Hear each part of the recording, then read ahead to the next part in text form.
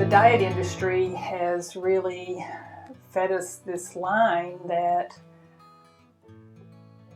if we do specific things, then we're going to be thin. And unfortunately, what happens is that many of us, that sets up a reaction in our body that actually causes us to gain weight. So really what's gone on over the last 40 to 50 years is that in our efforts to follow the advice of the diet industry, we've gotten fatter. Diets don't work because they have both psychological and physiological downside to them. From a psychological perspective, they set up this belief that we can't have what we want. And that creates a feeling of deprivation that really drives us to eat what we want. And it also tells us that certain foods are good and certain foods are bad.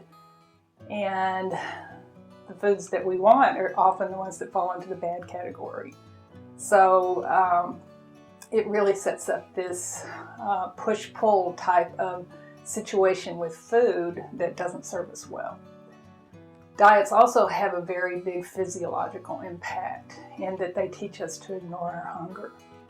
And our bodies are designed really to, it's a survival mechanism to respond to hunger. And when we don't do that, our hormones are going to kick into action that drive us to eat. So essentially, when we ignore our hunger, we end up setting up the stage for us to overeat. So diets essentially take us in the exact opposite direction than we want to go. Non-diet approach really came out of really a reaction to dieting, obviously. And it's about not restricting food. It's about listening to your body. It's about understanding how our bodies really can guide us in the behaviors that we need to put in place and keep in place to be healthy.